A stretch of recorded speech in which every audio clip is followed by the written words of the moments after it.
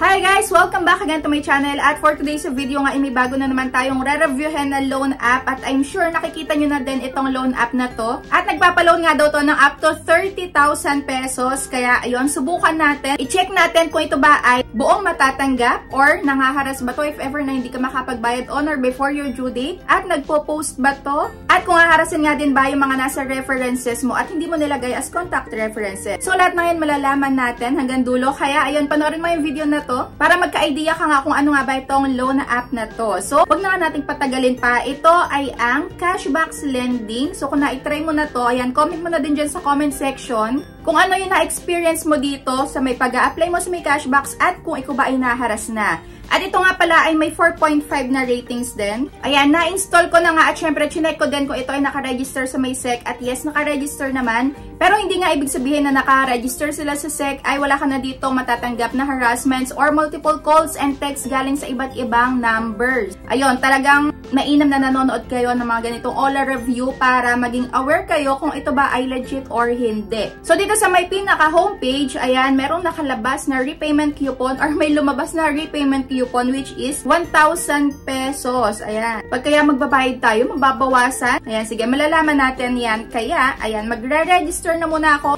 Take note, wag muna kayo mag-install or mag-download. Ayan, i-check nyo muna kung swak ba sa inyo itong loan app na to or hindi. Pero syempre, kung bago ka pa nga lang dito sa my YouTube channel ko, ay wag mo kalimutan mag-subscribe at pindutin mo na din yung notification bell para lagi kang maging updated sa mga next uploads ko at sumali ka na din sa aking GCash giveaway every month at sa aking 2 cellphone giveaway. Kung paano sumali, kailangan lagi ka lang updated dito sa mga ina-upload ko sa YouTube at wag mo akong kalimutang i-PM sa aking Facebook page. Ayan, para maisali agad kita. So, ito nga, kailangan pa nating mag-register. Kailangan ko pang mag-register at maglagay ng password. Ayan, 6-digit na password. Pero ang bumungad na nga sa akin is up to 50,000 pesos na daw yung pwedeng ma-loan. Ayan, maximum na loan amount na pwedeng ipautang sa atin. So, dito sa may app nila nakalagay up to 30,000 pesos lang. Pero, ayan, kakaiba. Yung iba naman kasi sobrang laki ng ipinapakita. Pero pagka na-install mo na, ay bumababa. Ayan, diba? Iba-iba sila na ino-offer. Basta kayo, kung meron kayong makitang magandang ino-offer online, ay wag mo na kayong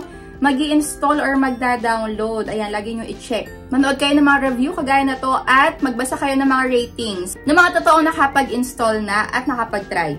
Ayan, i-apply na ko na nga pero nakita ko dito ang loan term ay 91 up to 120 days. Ayan, pinakamababa kaya na pagbabayad is 91 days or 3 months o baka naman 7 days lang. Kaya, at eto na nga, sobrang tagal ko nag-intay, ilang araw na. Sabi meron tatawag dito para sa may confirmation ng account or other details pero wala naman tumatawag at the same pa din, reviewing pa din yung lumalabas. Ayan, natenga na itong aking application. So, kayo naman, kung na-experience nyo nang mag-apply dito sa may Cashbacks Lending na to, ay i-comment nyo naman dyan sa may comment section kung gaano katagal ba ako mag-aantay, kung 1 week ba, 1 month. Kasi kapag nag-try kayo dito, ganito din siguro ang inyong ma-experience. So kung naghahanap ka nga ng mabilisan na pag-a-approve ay hindi para sa'yo itong Cashbacks Lending na to dahil ang tagal nga ng pagre-review. At kailangan lagi nga daw open itong iyong phone or lagi ka may signal kasi baka daw may tumawag dito sa may phone number na inilagay mo sa kanila. At eto nga yung details pa ng pag-a-apply ko para magkaroon kayo ng idea kung ano pa yung i-share nyo sa kanila.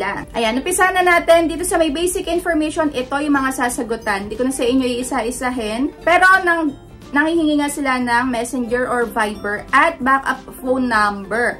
Pero ito ay mga optional lang naman. Nasa sa inyo kung ilalagay nyo or hindi. Naghahanap din sila dito ng Facebook personal homepage link or ayan, username mo sa may Facebook. At kung ikaw ay housewife, student, unemployed, kailangan mo pa rin sagutan yung about sa may mga job information or about sa may company na pinapasukan mo. Next naman, dito sa may contact references, madami hinahanap nila 5. At sa references, meron ding lumabas na ganito, job information, business info, at repayment voucher or other platform. So, lahat ng to ay optional lang naman, pero nakalagay sa baba para mas mabilis nga daw na maaprobahan yung application form is, or yung pag-apply mo dito ay kailangan maglagay ka nito. Even dito sa may mga optional na to.